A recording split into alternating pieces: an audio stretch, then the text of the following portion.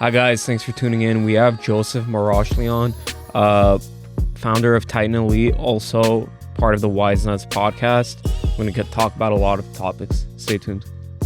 I was very interested in your background because I've seen you've done a lot apart from WiseNuts, which we'll get into a little bit, later on. But I am very interested in how you started Titan Elite and you grew into this big like cybersecurity brand. Well, before Titan Elite, believe it or not, I had a show prior to even this whole podcast thing was even happening. It was called Tech Guys TV. I had a web development company. It was called Dream Machine. This was a while back. We ended up doing sites for certain movies, certain movie companies. I'm not going to mention a lot. So we would get web development projects from certain large conglomerates, right? For when it comes down to like production, but we also did like smaller companies and whatnot. But it was a web development company. So during that web development company, I thought it would be a great idea to have a show. It was called Tech Guys, and the whole premise of the show was to stump me on the technology questions. Oh, okay. So they would call in. I did this for about 6 years. They would call in, try and stump me every single way possible. Not to say I know everything, but luckily, I dodged a few bullets, right? But it went well. So Tech Guys became a computer repair setup. I mean, the show ended up bringing us 300 to 500 computers a month. Wow. Yeah. So I've been involved in a lot of different things, including a recording studio. Like, believe it or not, Kendrick Lamar actually recorded in our studio, but back then he was known as K-Dot. Oh, K-Dot. So that was back in 2015, 14? No, a lot sooner than that, I think. I think it was a lot sooner. A lot sooner? Yeah, it was a lot sooner. But 2015, no, we weren't there. It was, I want to say 2012, maybe 2010. Yeah. Around that time. Armenian artist Sudo, he recorded his first song in our called Dajankyank at our recording studio. Lockdown Records. Wow, that was a long time ago. Anyway, moving on, I started looking into MSPs. I noticed that a lot of these companies, their tech wasn't up to par or whatnot. So I got into that field. When I got into that field, I said, okay, I need a niche, right? So I said healthcare. Healthcare was because number one, they have a decent budget. I don't want to say endless. They have a decent budget. They have a decent budget because they have to meet a certain compliance, right? And if you know your stuff, and you haven't been able to be stumped for about six years, I think I qualify. So I pursued it. And that was the start of Titan. My main role is, for a lot of people that might not know, I do VCIO services. So like, or CIOs, right? So if a company, medium size to let's say a enterprise level company wants to scale, right? And they're scaling clearly, but their technology isn't scaling hand in hand, right? I'm the guy that you call where I come in, I start consulting you. I assist with bringing the staff if you don't already have your IT staff, and just leading you in the right direction in regards to your technology needs and where you're trying to, your end goals. What did you always know you wanted to head in that direction? I know you've had a lot of different businesses, but looking back on when you were younger to right now, did you know that that's the direction you wanted to go in? The cyberspace, leaning towards healthcare? So technology is a huge sector. Yeah. So my major was programming. I got my Bachelor of Science in CIS. And it was mainly, back then it was COBOL. It was, it's a while ago. COBOL, VB, Visual C, C++. I knew I was going to be somewhere in the tech field. So I guess to answer your question, no, I didn't know 100% I was going to be doing. It might change tomorrow. Don't get me wrong. Things change all the time especially with AI now. Like a lot of programmers are going to be out of a job soon. Yeah, a lot. So a lot of tech people and programmers and stuff, is the fear of AI replacing jobs, is that fear legitimate, or do you think it's kind of sensationalized a little bit? No, I don't think it's sensationalized. I don't want to. So you need to adapt with the times, right? Yeah. Just like, for example, when the iPhone was created, or the Samsung, or anything else. Well, people thought they were gonna, people weren't gonna use computers anymore, right? Yeah. But what ended up happening? It opened up a new avenue for businesses, iPhone repair, right? So now there's iPhone repair companies out there. So you just gotta adapt with it. In regard to AI, if you are able to hone that and focus on it, right, and you're able to use that as a proper utility and a tool, it will actually improve what you're doing. It will make you, if you were like skipping and hopping to get to your location, this is going to be like having a Ferrari going to your location. Yeah. Immediately you're there. You Yeah. know? So yeah, I mean, yeah, that's a good comparison. yeah. Yeah. So if you know what you're doing and you take hold of it early, I think that you could take full advantage of it.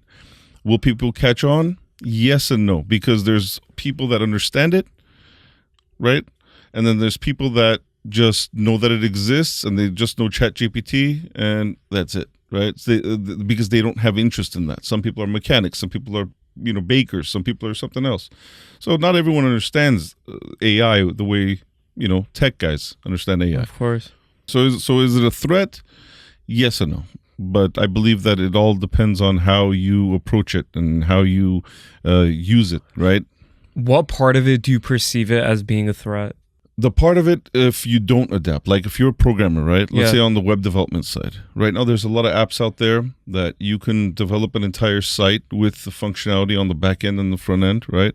Through the databases and having it do everything by just telling it what to do. Mm-hmm. Like you would a programmer. Mm-hmm. That programmer, however, does not exist anymore. It's the AI that's doing the job.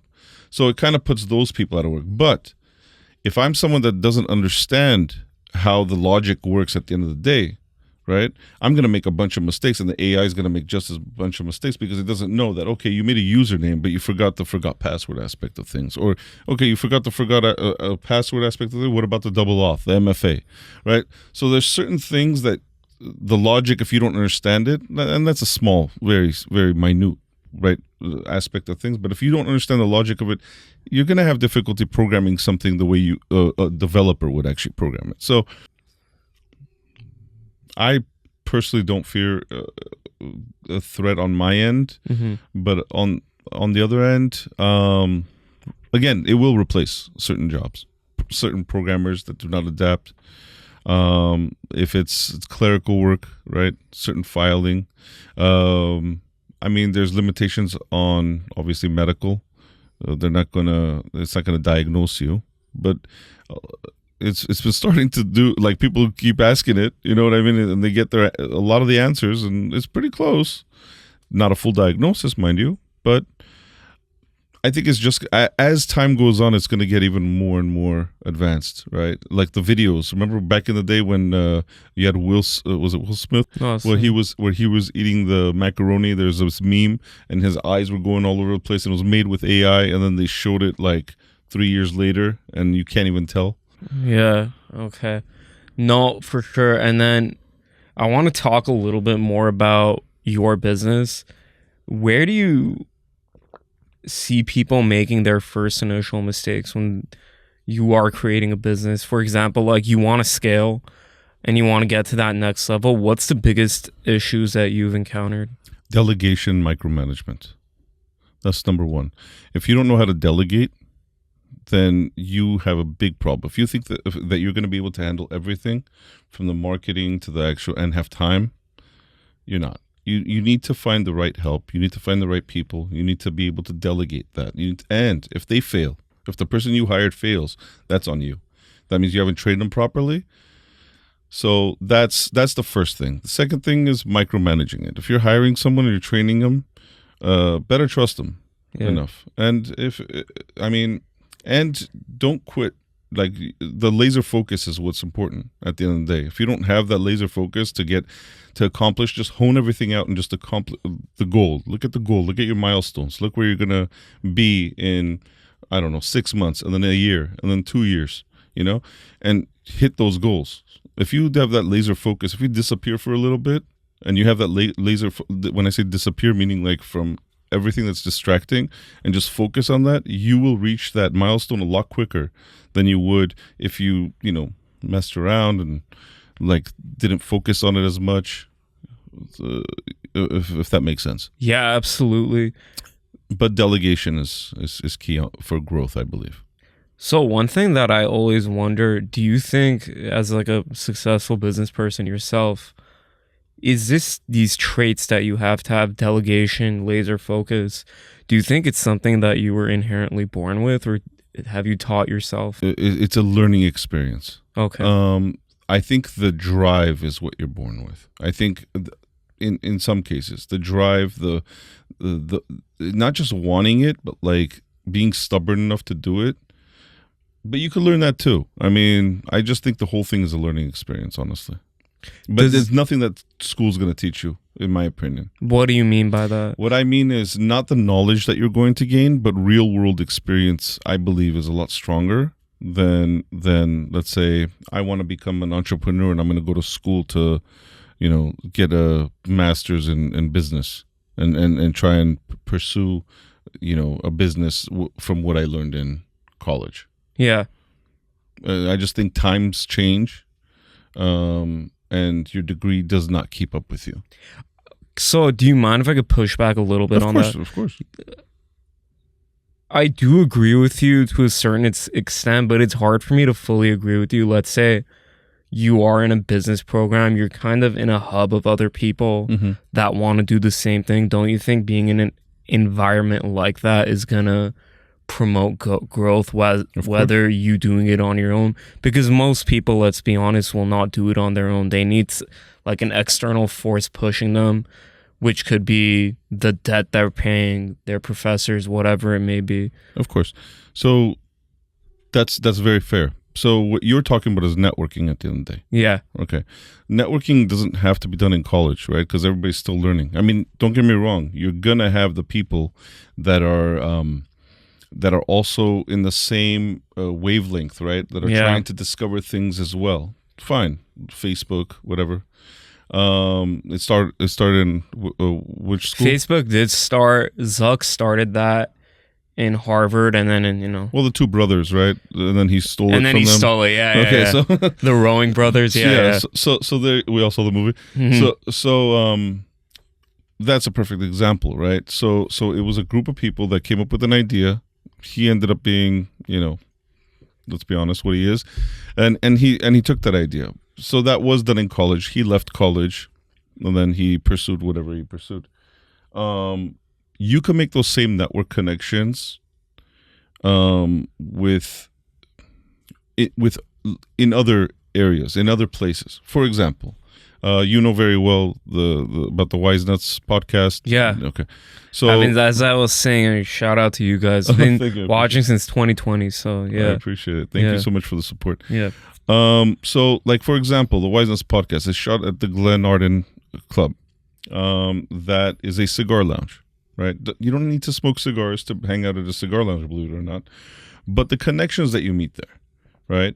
The people that you meet there, are immense. And I want to do a shout out to Zore Zorab. I don't know which camera it is. Okay, that one. Zore Zorab, Alex, Teddy, and Mimo Hopash. We call Mimo. Shout out to you guys. Yeah. The Glen Arden Club has definitely looked out for the WiseNuts podcast, and a lot of connections are made there. I'm talking about some of the top business people, and I believe this would be a perfect place for you to stop by as well. Top business people, I mean, government officials, a lot of people are there.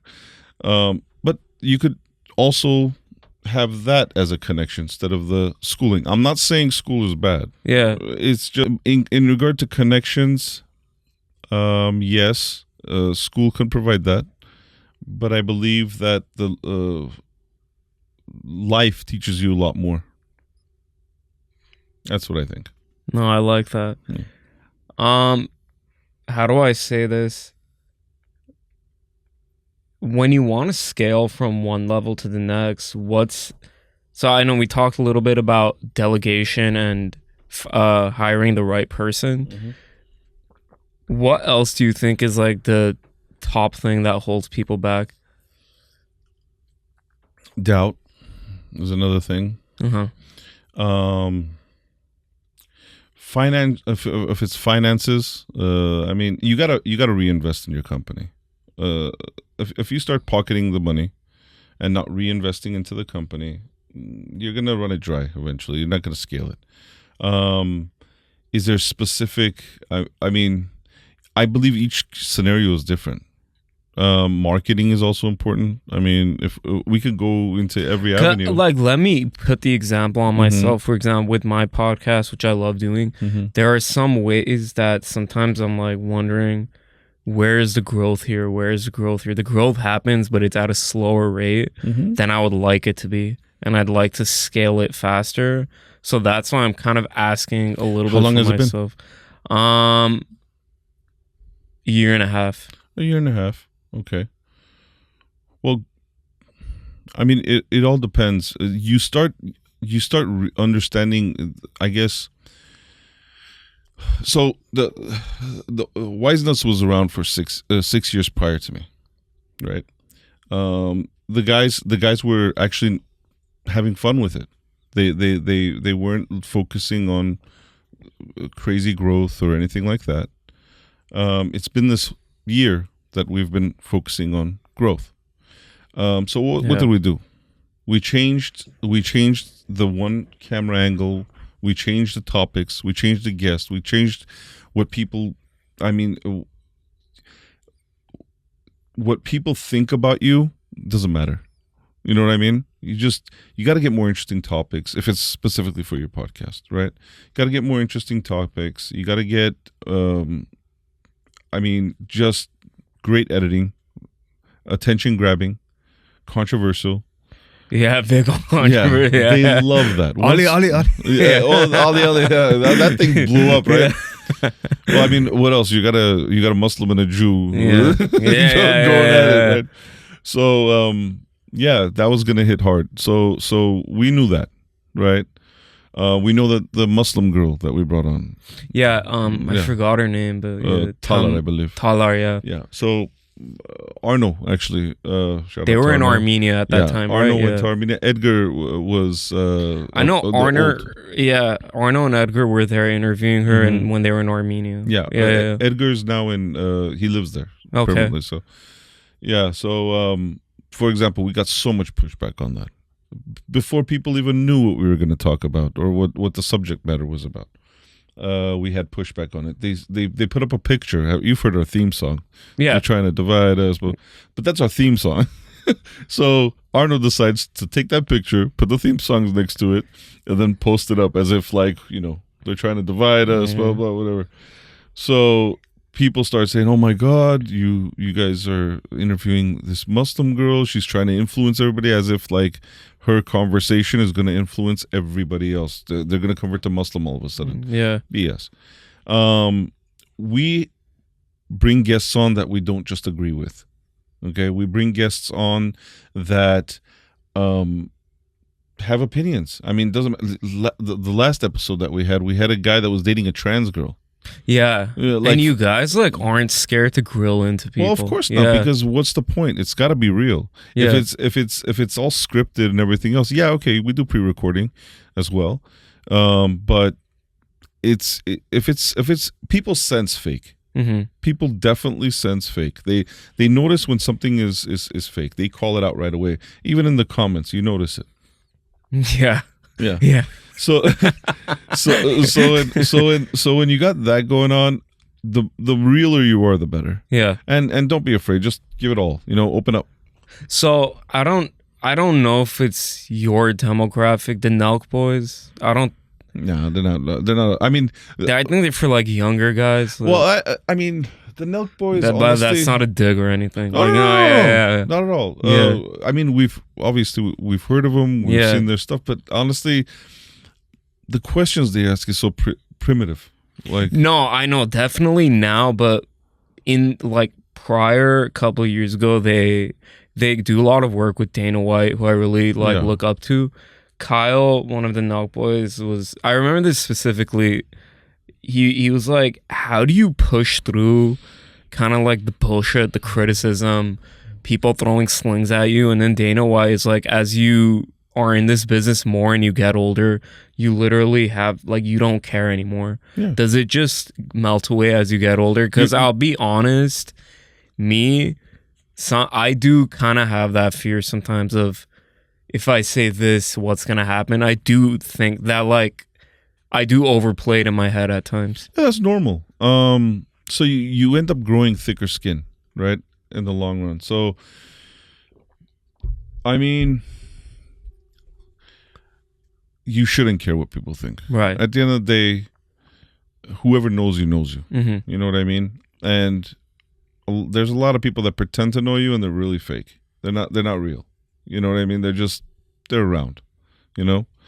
And they if they're real, they'll prove themselves eventually, right? But I mean, you gotta be yourself. If you're not yourself, people are gonna sense it. People are not gonna like it. Mm-hmm. And you're gonna. I mean, if you keep worrying about how you look like, how did I come off? I wonder what that guy thought about me or what that girl thought about me. Forget it. Mm-hmm.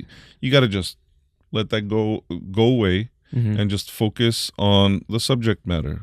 Pretend like no cameras are here. You know, I think, and say what's on your heart. You know, mm-hmm. in your heart, just say it. Don't be afraid of it.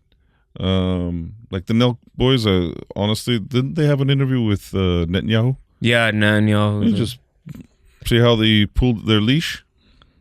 Netanyahu. Yeah, absolutely. Okay. I agree. He does that with everybody. I mean, not to get off topic, but no, I mean, I definitely agree. And then when they had Bassam Youssef, yeah, you guys had him on. course. Yeah.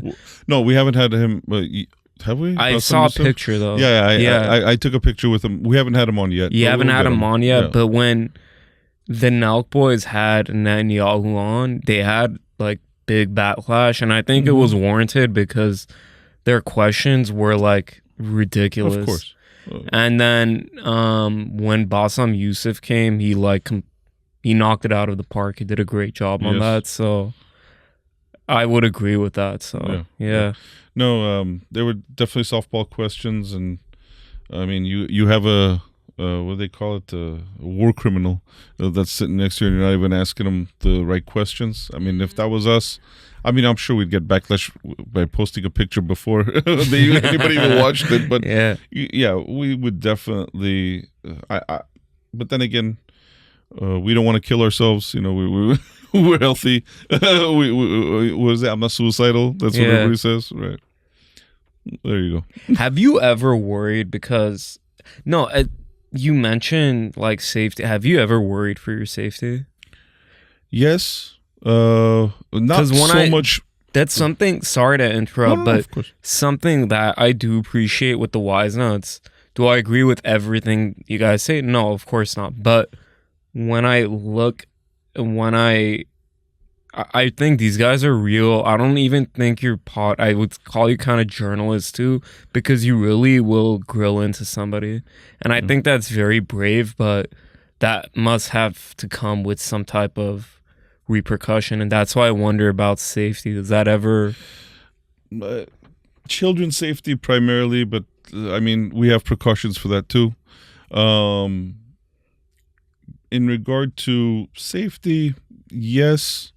We record in a extremely secure area. Dates are posted. Some the live, like for example, but then we also have non-lives. We have certain security precautions in place. But in regard to security, not so much. I'm not too worried about that at the moment. I don't think we're on the radar like that. Doxing, let's say for example, doxing, which if you search my name, I'm sure you'll say something like about my past arrest at the Glendale Unified School District thing. Remember when Antifa came in? Yeah. So I was one of the parents that got arrested, but my kids don't even go to that school. I was standing up for other kids. Other parents. And that's anyway, very respectable, by the way. I appreciate that. But I don't think it. I mean, everybody should be doing stuff like that. You know what I mean? To stand for what's right. That's what I think. I don't think I did anything special. I think I did my duty. But anyway, doxing. So one thing I have to, I know of obviously you're Armenian. Are you Hayastan? What are? Oh, I'm half Beirutsi, half Hayastansi, and I was born in the States. Okay, because Glendale, Glendale. yeah, no, because one thing I've noticed, and I might get some backlash for this, but whatever. The thing with Barskaha is we've been under such a theocratic regime, and it's been just very oppressive that we've been kind of beaten into submission to not really question anything that's going on. That's one thing that I've noticed that other types of Armenians have less of, which I feel like that's a good thing, because you should be holding your government accountable if you're not happy with it. Of course. I think the diaspora, I'll join you in this boat. Let's get knocked, no problem. I think the diasporan Armenians, whether they're from Iran, Beirut, and in the U.S. and all around the world, I hate to say it, but I feel like the passion is more. You hear it. They talk about it more. I don't know. They worry more. Now I don't know if that shows that they care more, or it's like they don't live there. That's why, right?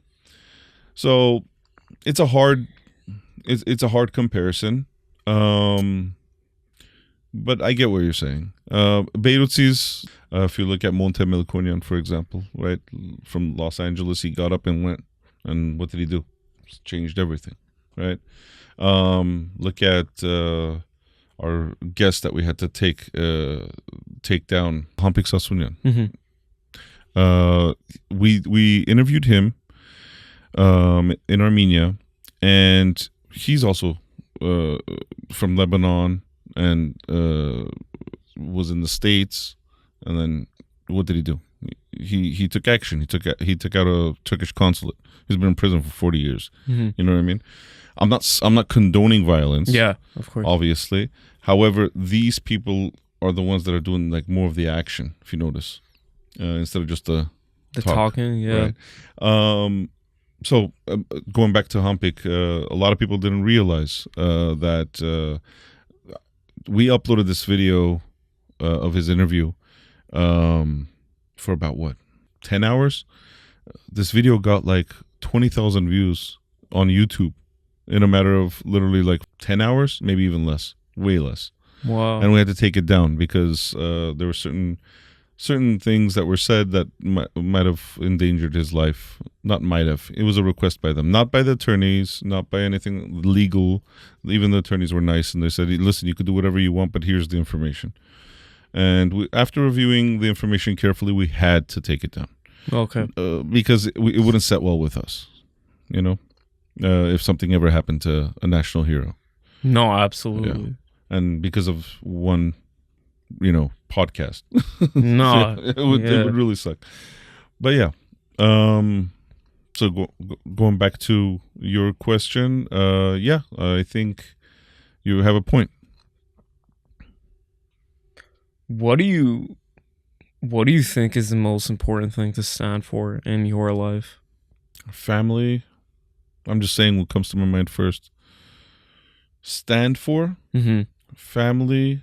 Because you are, just because, again, like I was just echoing a little bit earlier, you guys are not scared to say what you think is true, and I think that's very important. So that's why it interests me to ask you. Right. I believe it's family, number one.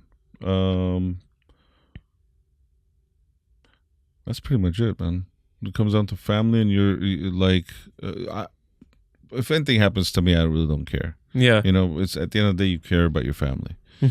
And to be frank, I think everybody should be that way. Worry about their family. Obviously, you should worry about your friends, your cousins, it's all family, right?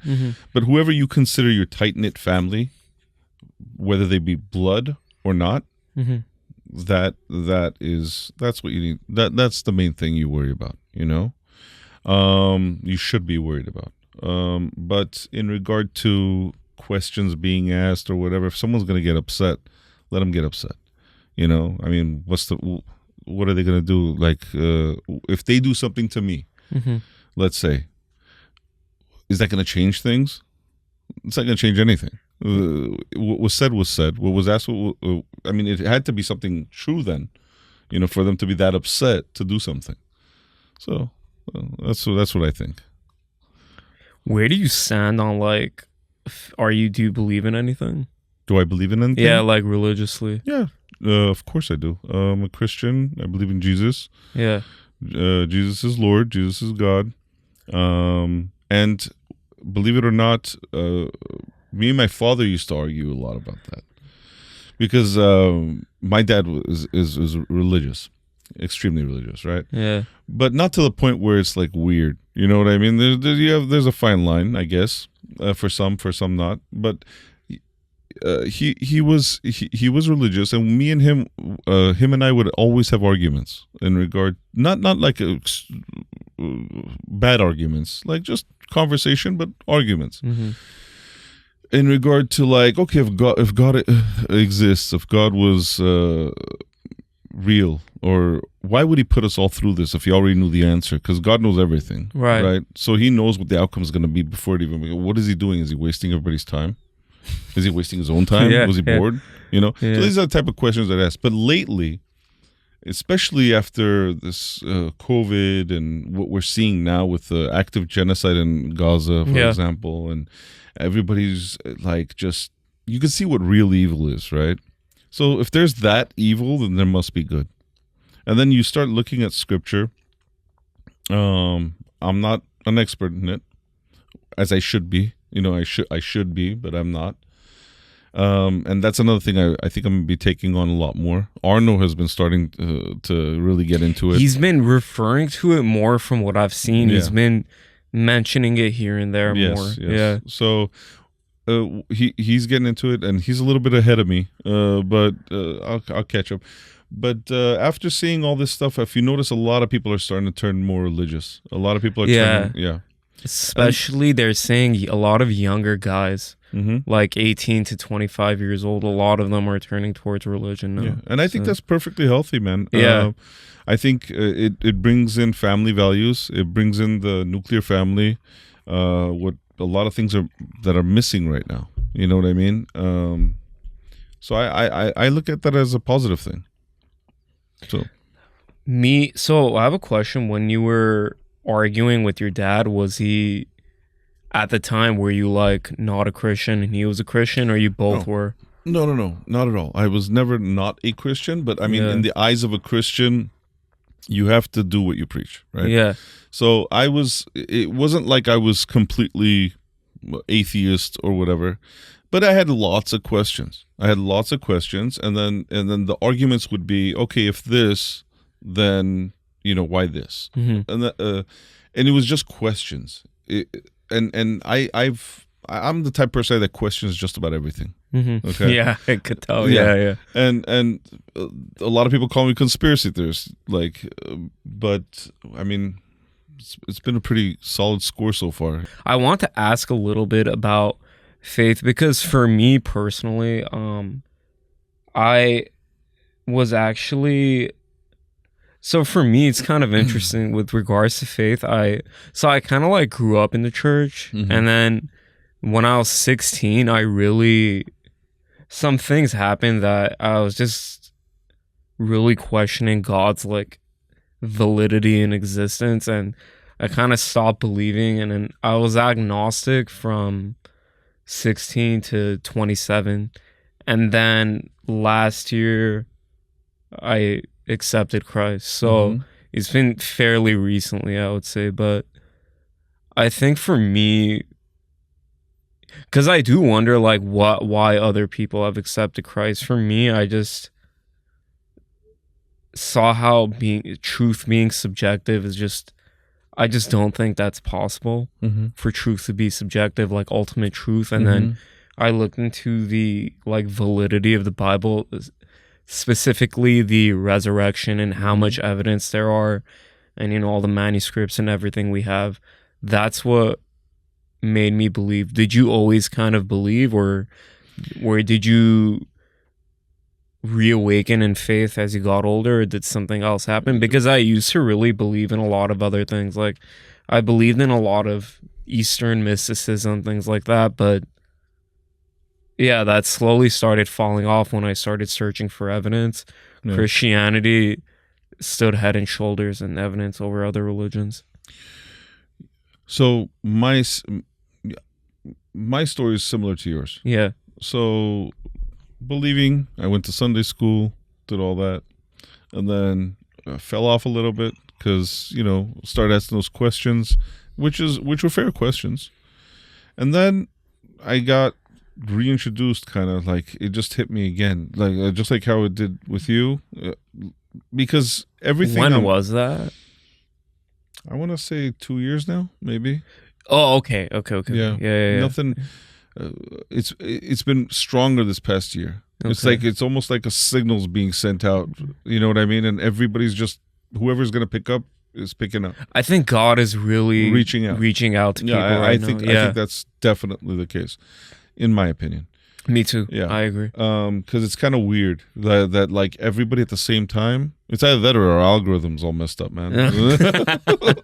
No, I think Plus, look, every time I pray for strength, right? Every time I pray to be a better person, a better father. Every time I say, make me strong in regard to being able to last any temptation, any challenges that might be facing. I'm facing. He's been there, man. It's been working, and I'm not saying it just as a benefit for me. I'm noticing that also helps me kind of like stay focused. I get this energy, you know what I mean, and focus that I didn't have before. I'm more. I mean, I've always been respectful to my family and everybody else, but it's like more. Yeah. You know, and more patience towards the people that you're speaking with. In regards to not reacting so quickly, putting yourself in their shoes, forgiving people, dropping that weight that's on your shoulders that you've been carrying for so long. You know what I mean? Like if let's say someone did you wrong, right? And you're always thinking about that. You're carrying that. It's like you know. I really wish do you have the ability to drop it? I do. I really wish I had that ability, and they say with God that ability comes, but I guess I don't feel it. But go ahead. I'm sorry. No. It's perfectly fine. For me, no. My wife says the same thing in regard to like, wow, you should wow, you forgive people that quickly. Yeah. You know, but I do. I do. I don't trust them ever again, but yeah, I forgive pretty quick because it's a weight that you're carrying at the end of the day.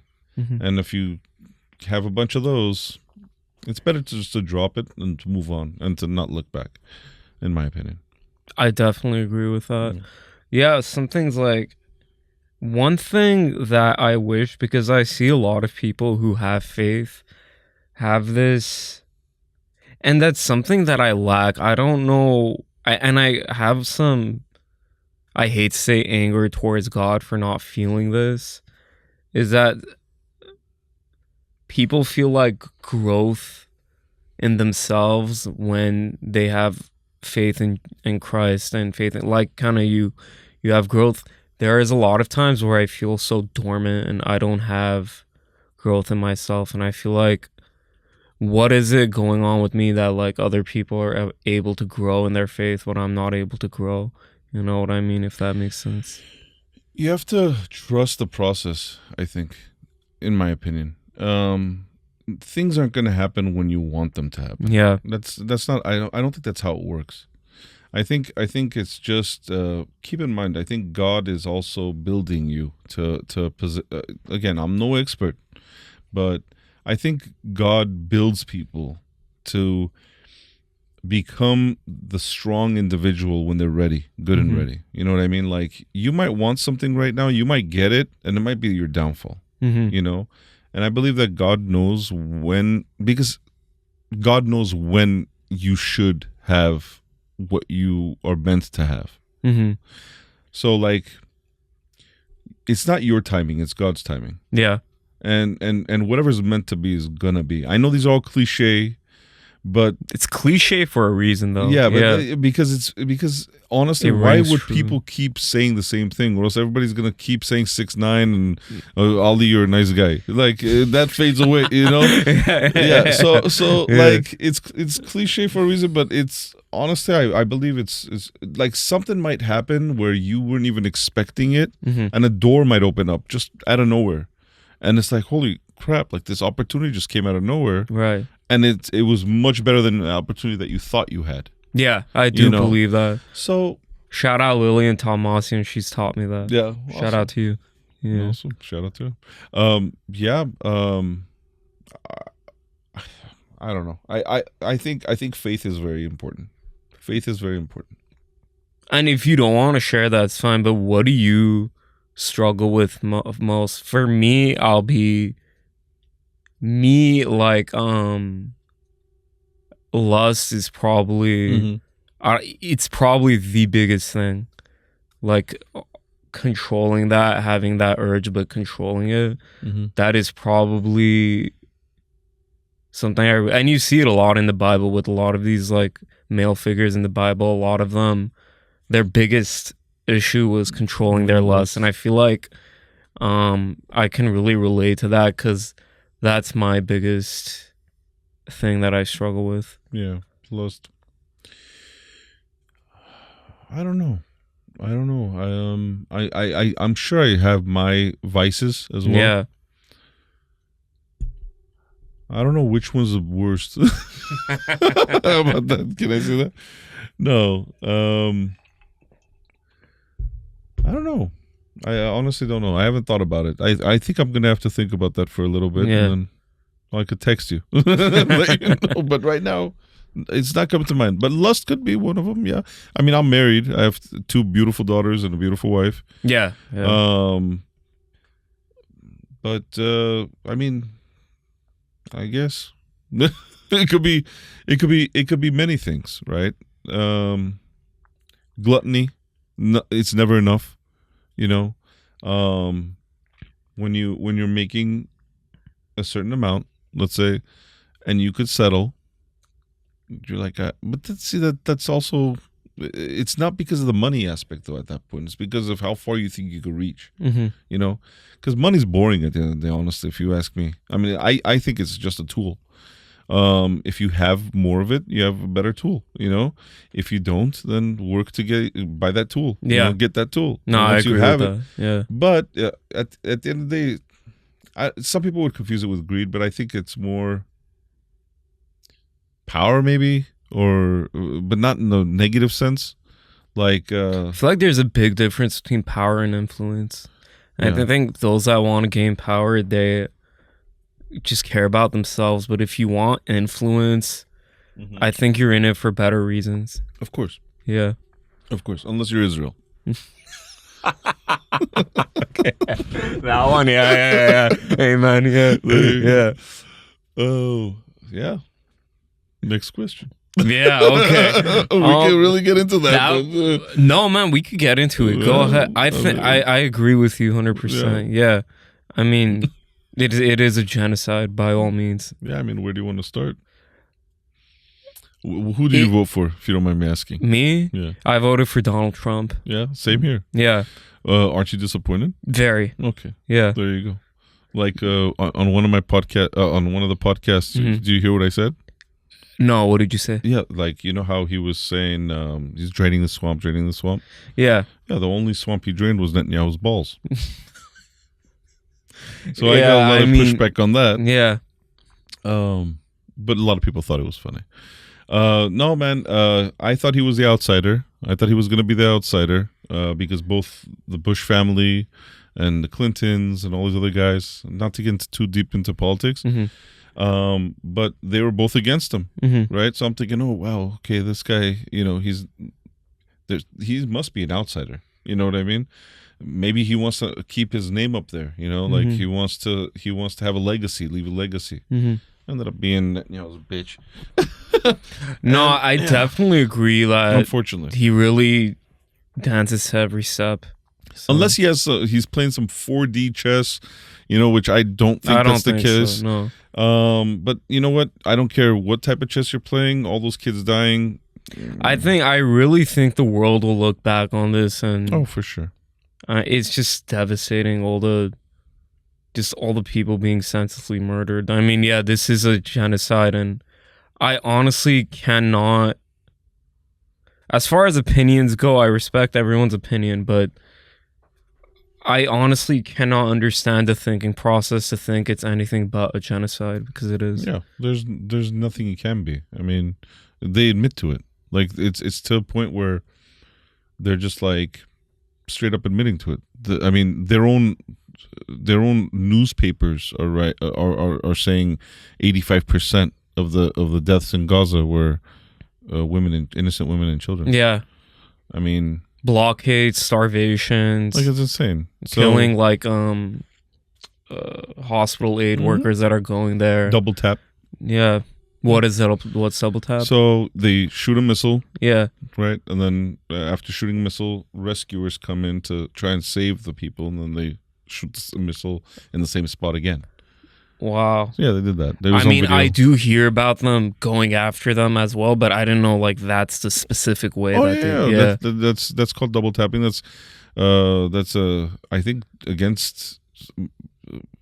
Again, don't quote me on this. Geneva Convention, or I don't know, some sort of war laws. I'm sure it's against it, or there's rules against that, especially on a hospital. Mm-hmm. But yeah, they do that. I mean, they're shooting kids in the head, right? Yeah, it's sniping disgusting. them. Yeah, it's insane. I mean, like, what was that kid gonna do to you?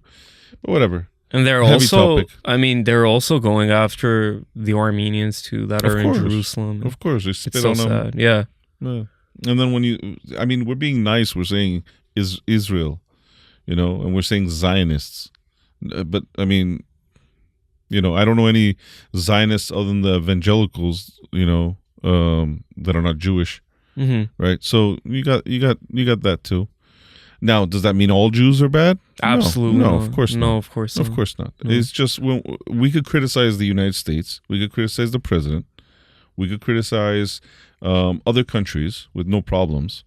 Once you criticize Israel, you're an anti-Semite. Yeah, that's insane. That's ridiculous. That's ridiculous. Yeah. That's like, and I think people are really getting tired of that. Well, of course, it's already done. It's played out. Yeah, it's done. And they did it to themselves. Yeah. It's just it's not. I can't. And they say you can't speak about your masters, and that's exactly what it is. I mean, literally, anyone talking about Israel, they're canceled. Mm-hmm. They're doxxed. They're called an anti-Semite. Their lives are threatened. Why? It's an opinion.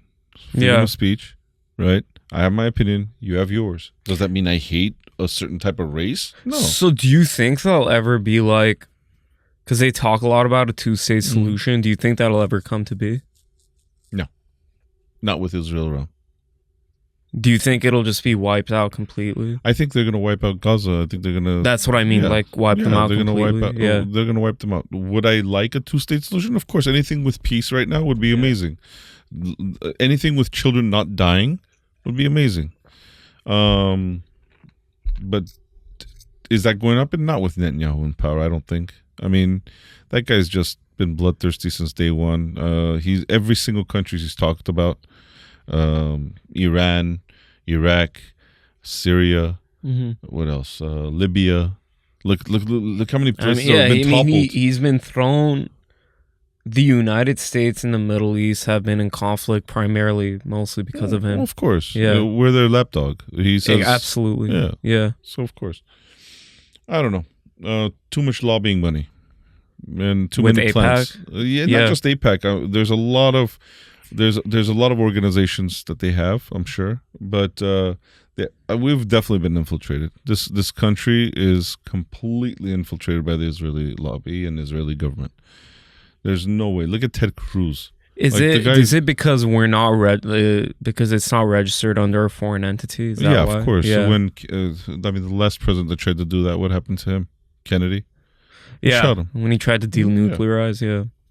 There you go. Yeah. No, not just the nuclears. They were supposed to be signed under a foreign, as a foreign entity. Right, under FARA, right? Exactly. Yes, yeah. So they got rid of them. Yeah. No. So we don't know what the extent is, right? So we don't know if they're turning around to Trump and saying, "Hey, listen, you might not care," right?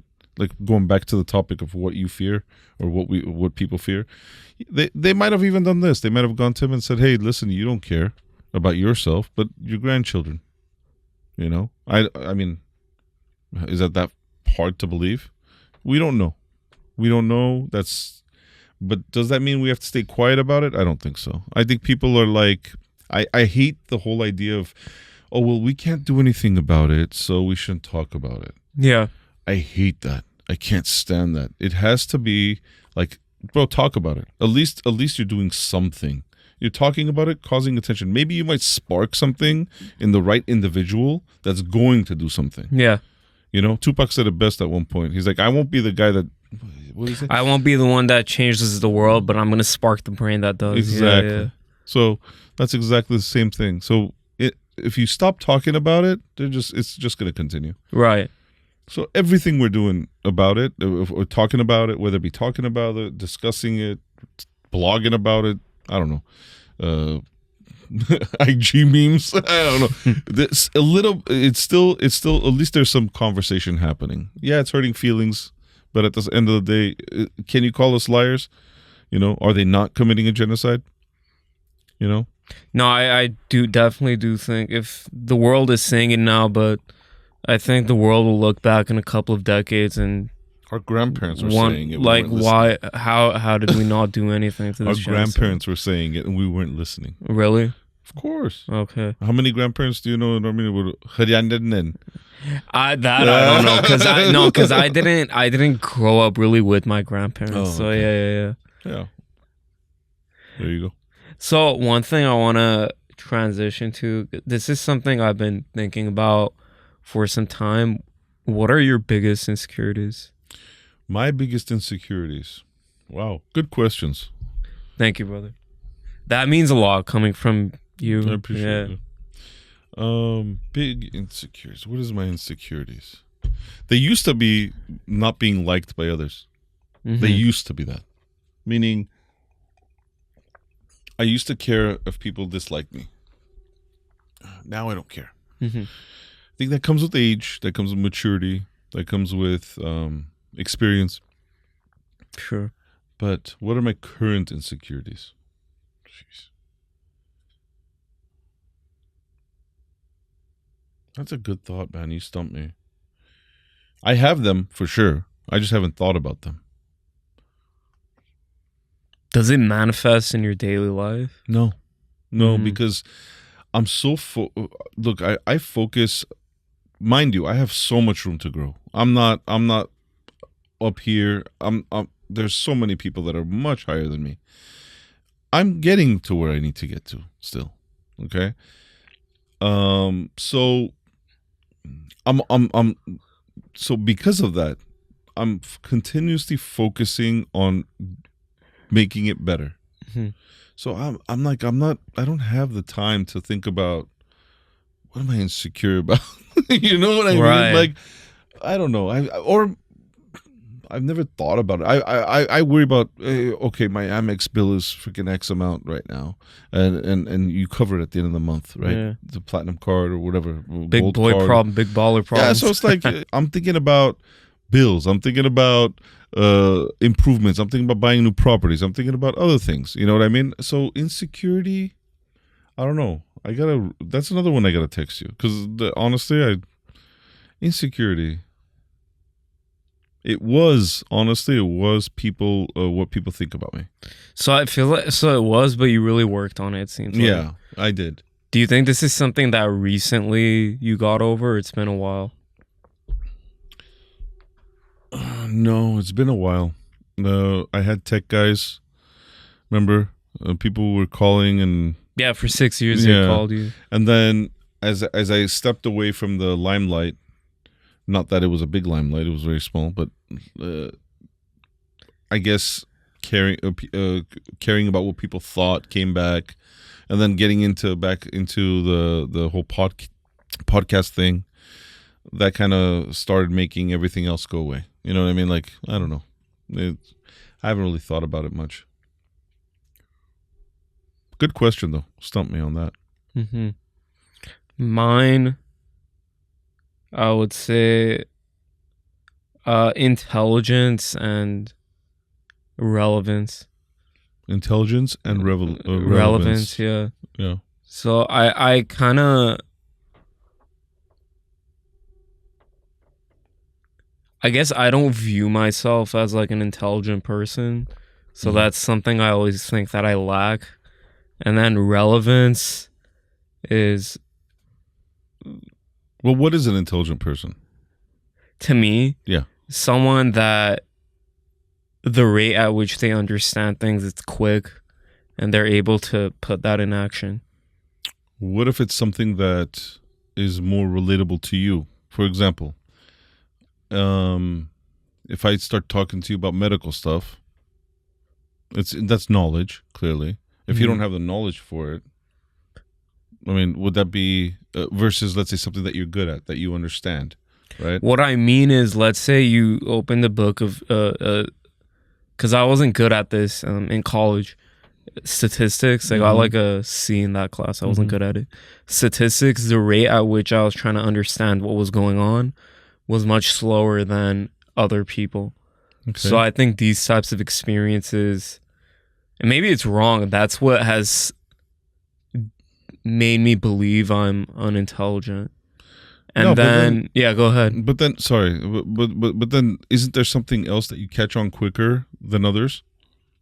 Like statistics is just one thing, right? I was just using that as an example. I do think, I think I have better writing skills. Okay, but like, for example, that person that's good at statistics might not have better writing skills. Does that mean that they're an idiot? No, I don't think it means they're an idiot, but I do think there are some things that have more impact than others. Like, for example, someone that has knowledge in something like the STEM field, do I think they'll have more impact than someone that is in more of like writing and things like that? I do feel like they could have more impact.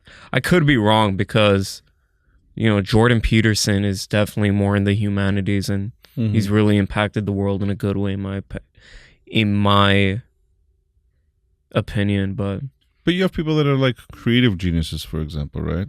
Where you can't match their creativity and their like genius. Like Warhol or something. Yeah. Or let's say, what was that?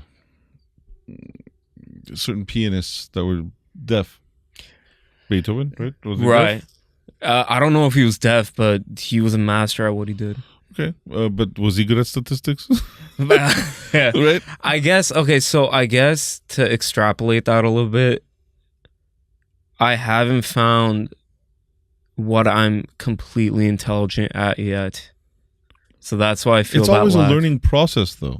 So you can't. I mean, there isn't really no end to it, right? So if you're good at something or you're intelligent at something, there's always a learning process, right? Yeah, but don't you think, like you, for example, you found that in IT? I did, but that doesn't mean that I know everything about IT. That means that it's continuously evolving, and I have to keep learning, right? And let's say, if I don't follow for another 5 years and things change, does that mean I'm not intelligent? No, because you have so I don't know if you watch Alex Hormozy or maybe not. He there's one thing he said that really sticks to my head. You have a stack of evidence to prove that you are good in that field because of what you've been able to accomplish. So right. But I'm not good at statistics. But you're not, right? Okay. You get it? Yeah, I feel you. So I mean, what is who defines that? In my I mean, who defines when you're saying intelligence? Yeah. I mean, it's relative. I mean, it's an interesting perspective, but I think it's relative. Okay, honestly, I'm gonna I'm And honestly going to think little about bit more. that. You should be a little bit more positive too. Positivity goes a long way, man. You can do anything you put your mind to it. There's nothing you can't do. Always remember that. It's just what it is the lack of focus you've put onto that. If you're not good at something, it's because you haven't focused on it. Right. If you focus on it, literally, legit focus on what, and you love it, you know, you love what you do, or you love something, and you just want to perfect it, bro, step away from everybody else and put 100% focus on that. I guarantee you, there's no way you're going to fail at it. Okay. There's no way you're going to fail at it. The only enemy is you, to yourself, essentially. I do feel like I've stood in my own way for a pretty large portion of my life. Yeah. Again, statistics, I'm not a master, but 90%, I would say. Yeah. Just a number. Right. No. Okay. But 90% of the people, I think, maybe if not 100% of the people, their own enemies, unless there's something really wrong with them. Yeah. They're their worst enemy. They hold themselves back. I mean, like, I think an individual, the only person that holds that person back is themselves. Yeah. That's in my opinion. Okay, honestly, maybe you're right. It is that, because it can't be anything else. Everything else is an excuse. Everything else is an excuse. Like, focus, bro. Snap out of it. What do you not have legs? Do you not have arms? Do you not have, like, I mean, are you not educated? Do you not have focus? Do you have, like, extreme ADHD, ADD, whatever nonsense that they put? No, you're just you might be confused. You might be a little bit in denial. Yeah. But snap out of it and focus on it. You have AI now. You have AI to tell you how to do something. Literally. Yeah. You're gonna do it. In anything. There's nothing you can't do. Nothing. Okay, yeah. Maybe I need a little bit more of that spirit that you have, bro. And then, go ahead. It's faith, and it's literally faith. You have to have faith. I don't mean faith necessarily just in Christ or whatever. I'm talking about faith in yourself too, because at the end of the day, you are the product of God. You are, right? You're the end product. You're the best of Him. You're the best. You have You're renewed through Christ. Absolutely. Of course. Yeah. So you're capable of anything. That's it. Okay. And God gives you the day. It's what you do with it that matters. Absolutely. That's it. And then the second thing, but on a serious note, I'm going to actually, you made some really good points there, and I'm going to take that in. Appreciate and then relevance, and I think I just need to live longer for this one, is to have appropriate impact on the world. Yeah. It starts with, I really like what Jordan Peterson's, I don't know if you're a fan of him, but I really he's like, before you could change the world, handle your own life, master yourself, and then help your family, and then expand to your community, and then keep expanding as much as you want. I would like to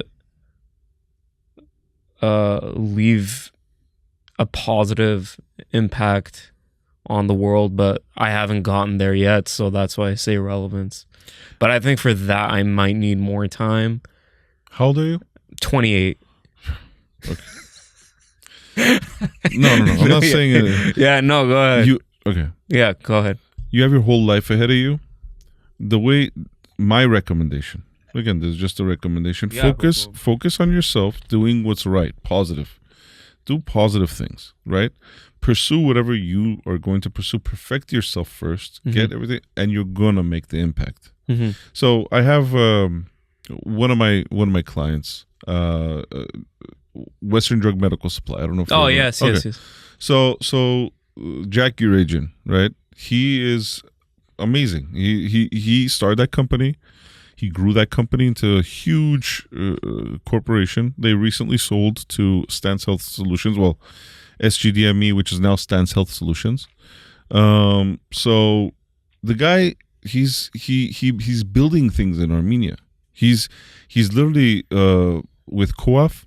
COAF? Yeah. Okay. Children of Armenia Fund? Yeah. Right, but he is like, the guy has the money now, right? He's always at it, right? But now what he's doing is humanitarian.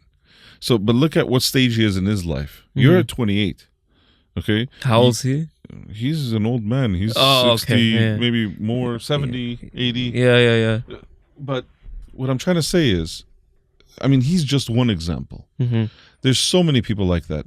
But I brought him as an example because he's been donating, right? He's been helping. He's creating a legacy. He created a legacy, and it didn't just happen overnight, right?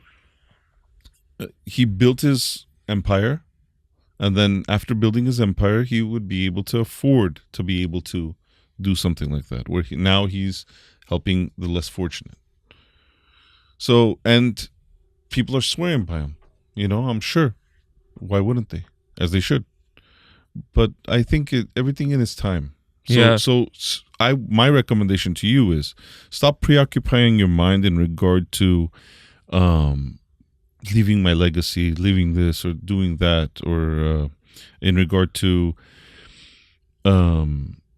like I want to leave a legacy, or I mean, yeah, that's great, but Sure. focus on yourself first. Right. Focus on what is tangible now. Yeah. Okay. And then eventually that's going to come. Because at the end of the day, you're a good person. You know that at the end of the day, when you are successful, when you are at a certain level, you will be giving back. Yeah. So it'll come naturally. So, yeah, absolutely. So focus on, when I'm saying laser focus on now. Focus on, obviously have a plan, right? 3-year plan, 5-year plan, whatever, in regards to scaling, growth. But focus on now. My opinion, my 2 cents. No, I like that. Yeah. And then I want to go over one more topic. Mhm. So what do you think is important for Armenians here for us, like here in the States? What can we do better? Supporting each other. Pretty much. That's it. Supporting each other as much as possible, and supporting the homeland as much as possible. When I say supporting the homeland, I just don't mean send money through organizations to support the homeland. Buy a property in Armenia. Mm-hmm. Right now what's happening is a lot of people, outsiders in Armenia, are coming in from Muslim countries and whatnot, and they're going to be purchasing in Armenia. There's a lot of high-rises being built. A lot of 100,000 Azerbaijanis are going to be coming into Armenia, if I'm not mistaken. Wow. Yeah. Okay. So it's like, if you're making the money here, right? I understand. You want to be stable on your financials and where you invest and everything else, but you should consider maybe buying a small condo there, buying a small property there. Have that place be more populated by Armenians versus other races. That's one. And that's for Armenia's side. And for here, support each other more. When your friend turns around and opens up a business, don't just say, hey, that's great that you're opening up a business. Do everything you can to support him. Go purchase whatever you're going to purchase from him. Like if he's opening up a sandwich shop, don't go to Subway or another sandwich shop. Go to his sandwich shop and help him out. And vice versa. You should do the same for you. Networking. Support each other. So there's that. There's this one project that I'm working on. It's coming out soon, actually. It's actually out right now. People could visit it. fathersclubhub.com. So I'm going to actually have a presentation tomorrow. Nice. What is it? Go ahead. No, it's a private school dads have fathers clubs, right? So like you got Ferayan, where my kids go to, Pilikbos, and you have Shamalyan, you have a bunch of others. And it doesn't have to be Armenian. You have Harvard Westlake, you have a bunch of others. They all have fathers clubs. So what I basically did is I built this. I had spare time. So I built this, and what pretty much anybody in that fathers club could join. And whoever has businesses advertises their businesses within them, and they network within that platform. Mm-hmm. And the platform sounds very simple right now, but when you get into it, it's very intricate. Mm-hmm. It's like a whole LinkedIn for fathers clubs. Mm-hmm. You could, it's weird. I love that. So you could search. You could literally search from even filter by schools. So you basically kind of like what we were talking about the whole Armenians helping each other. Well, now dads could help each other, right? Whether they're Armenian or whatever, but they're all dads that could help each other within their community. So one person's an IT guy, one person's a lawyer, one person's a doctor, one person is a construction guy, one person has a restaurant, Well, they list their businesses for free, just like how you would see them on Yelp or anywhere else. And literally, it's in front of you, and you could just everything is so easily forget quotes, request messaging, freaking calling, everything is like, so you could actually pull it up when you get a chance. So yeah, I was working on that. That's pretty interesting. I love that. Yeah. So in regard to like the whole, what can we do for Armenians to help each other? Yeah, That's one, right? So like not just the software, but like that I use that idea kind of like for that software or awesome. that site. So not to get too off topic, but No, I love that for sure. And no, I really appreciate you coming on. thank It you means for a having lot. us, man. Yeah, Thank you. of course. Appreciate it. I want you to go ahead, look into camera, let them know where they can find you and everything. Well, my name is Joseph Marashlian. For my personal website, you can find josephmarashlian.com. For my company, it's Titan Elite IT Services and Consulting. It's titanassist.com. And wisenutspodcast.com, obviously, with the WiseNuts podcast. So I'd be happy to be here, though. Thank you so much. Absolutely. All right. Thanks, guys.